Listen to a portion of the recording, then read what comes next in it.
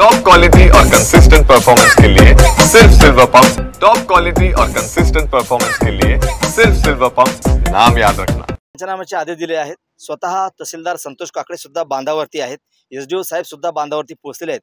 तहसीलदार संतोष काकडे आपल्या सोबत आहेत। साहेब काय सांगाल, काल मोठं नुकसान झाले शेतकऱ्यांचं, आदेश दिले तुम्ही, काय नेमकं कशाबद्दल पंचनामे सुरू आहे?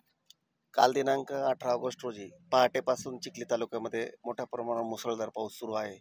चिखली तालुक्यातील ज्या प्रमुख नद्या आहेत, पैनगंगा असेल, जामवंती असेल किंवा राम नदी असेल, यांना मोठ्या प्रमाणावर पूर आलेला आहे। त्या पुरामुळे आजूबाजूचे जे शेत आहेत ते काही खरडून पण गेलेले आहेत, काही ठिकाणी गाळ पण साचलेला आहे आणि काही भागामध्ये, उर्वरित भागामध्ये अतिवृष्टीमुळे पण नुकसान झालेलं आहे। माननीय जिल्हाधिकारी महोदय असतील, माननीय केंद्रीय मंत्री प्रतापराव जाधव साहेब असतील, माननीय आमदार श्वेताताई महाले पाटील असतील, माननीय विद्याधर महाले साहेब असतील, एसडीओ साहेब शरद पाटील साहेब आहेत, या सर्वांच्या आदेशान्वये आपण पंचनामे या ठिकाणी तात्काळ सुरू करण्याचे निर्देश सर्व कनिष्ठ कर्मचाऱ्यांनी दिलेले आहेत।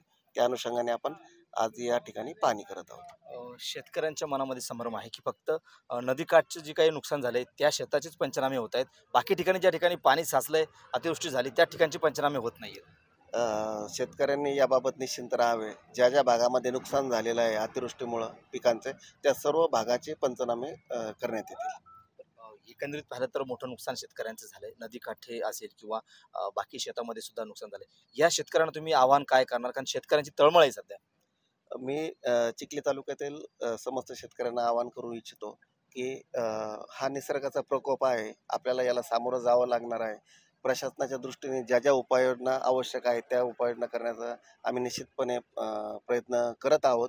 पंचनामे आज आपण पाहिलं, सकाळपासून आम्ही सर्वजण पाहणी करत आहोत आणि लवकरच याचे पंचनामे सर्व शेतीचे, तसेच ज्या ज्या घरांमध्ये पाणी जाऊन घरांचे नुकसान झालेले आहे त्यांचे सुद्धा पंचनामे तात्काळ पूर्ण करण्यात येतील।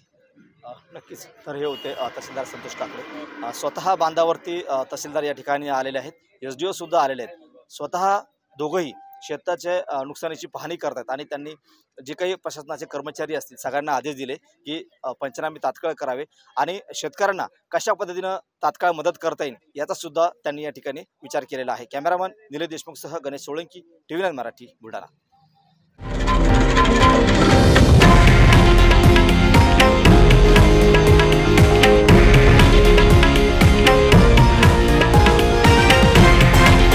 हे आहे देशातील नंबर 1 न्यूज नेटवर्क आणि आपण पाहत आहात TV9 मराठी, एकमेव।